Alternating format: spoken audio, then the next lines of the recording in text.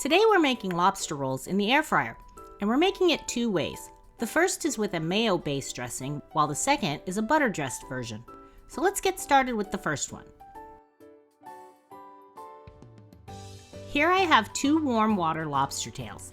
Northern lobster tails are more traditional, but this is a much better value and tastes just as good to me. We need about 3 to 4 ounces of meat per roll, and these weigh about 6 ounces each. So once they're cooked and deshelled, we'll have enough for 2 generous portions with a few bits left over for Scooby snacks for the cook. That's neat. To prep them, I'm using kitchen scissors to split the top of the shell open.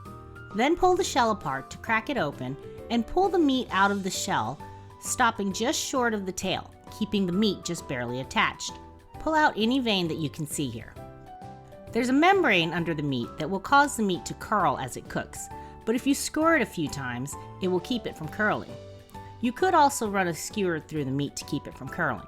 I'm not so concerned with presentation here since I'll be chopping the meat, but I thought that was a pretty neat tip.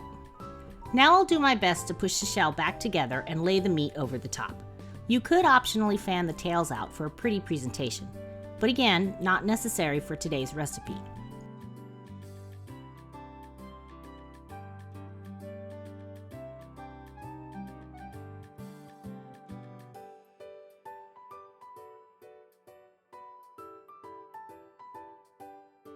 I'm setting my air fryer to preheat to 400 degrees.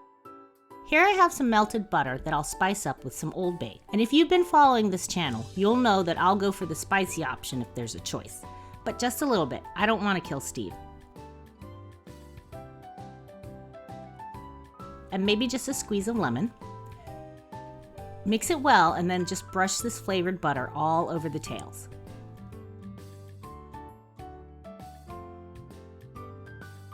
These are going to go in for 5 to 7 minutes at 400 degrees until the meat is fully opaque all the way through.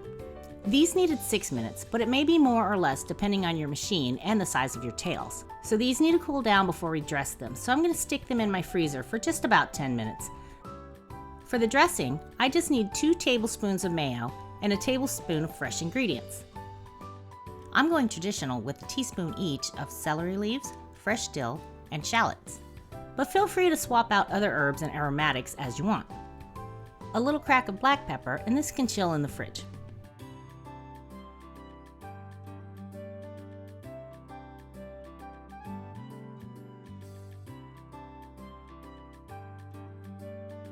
But we can toast the buns while we're waiting. These are split top brioche buns, and I'll brush them with a little butter. I'm doing 3 for insurance, but don't worry. If there's not enough filling, then someone's eating a hot dog later. Toast them in the air fryer at 350 degrees for about 2 to 3 minutes on each side. Ideally, you want to use New England split top buns that have these straight sides so you can butter and toast. This is what we have near us, so I do hope the authenticity police of YouTube will pardon the substitution. Anyway, you get the idea.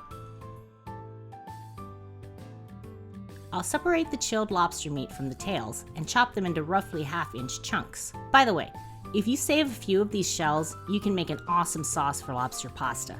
So good.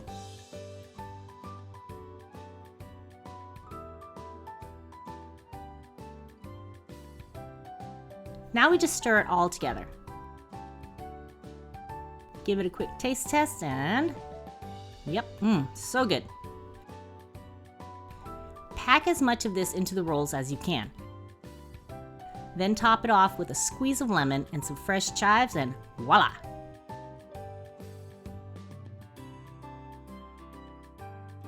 Moment of truth.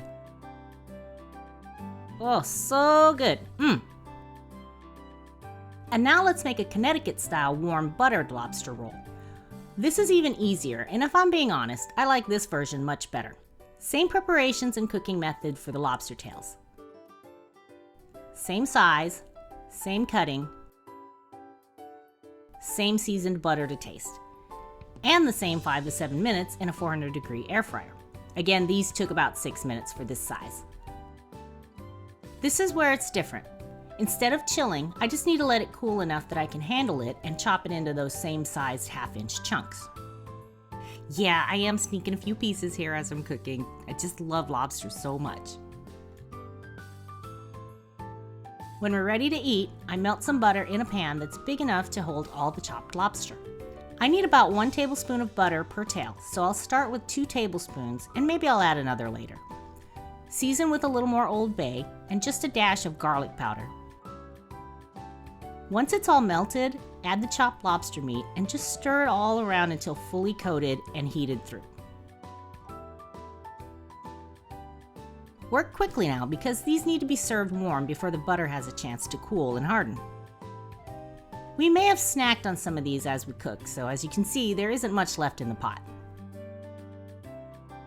Squeeze of lemon and chives to top it all off. And boom! This is my favorite way to make a lobster roll. I realize that lobster is a premium ingredient and not something most people, including us, splurge on very often. So in testing these recipes, I actually used much more affordable frozen shrimp as the main ingredient. Absolutely delicious, and something you can do more often while experimenting with different flavors. For this particular test, I had a pound of jumbo shrimp, about 16 to 20 count, thawed, then peeled and deveined. Methods and dressings are the same as the lobster, except the shrimp only need about 2 to 3 minutes in a 400-degree air fryer with a shake halfway through. The actual cook time may vary a little depending on your air fryer model and the size of your shrimp. This mayo dressing is similar, except that I actually ran out of celery, so I minced up a small Brussels sprout instead to go along with the shallot and fresh dill. A little crack of black pepper, and this can chill in the fridge. Since these are getting the mayo treatment, I'll pop them into the freezer to cool off in the time that it takes to toast up our rolls. Here's another bun option I found in stores around here. They come in a few different flavors, the plain white that I have here, and also a butter topped and also a Hawaiian flavor. I don't like these as much as I do the brioche, but they do have the straight sides that look very cool when toasted. I'm doing 4 buns for these since we have a whole pound of shrimp. Same thing as before, brushing with butter and toasting for 2 to 3 minutes at 350 on each side until nice and toasty. Now I'll just chop up the shrimp into thirds or so. If you have smaller shrimp, you can leave them whole, totally up to you.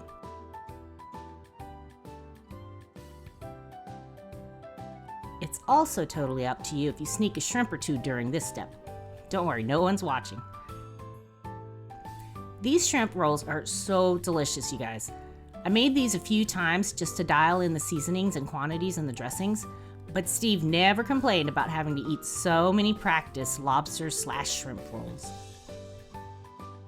We've decided that these are going into the rotation as a monthly treat, and then we'll splurge on lobster whenever there's a deal. So good. As always, the ingredients and instructions are below in the description box. Make sure to like, share, and subscribe, and leave a comment if you make these or how you like to make your lobster or shrimp rolls. Thank you so much for watching, and I will see you in the next video. Bye-bye!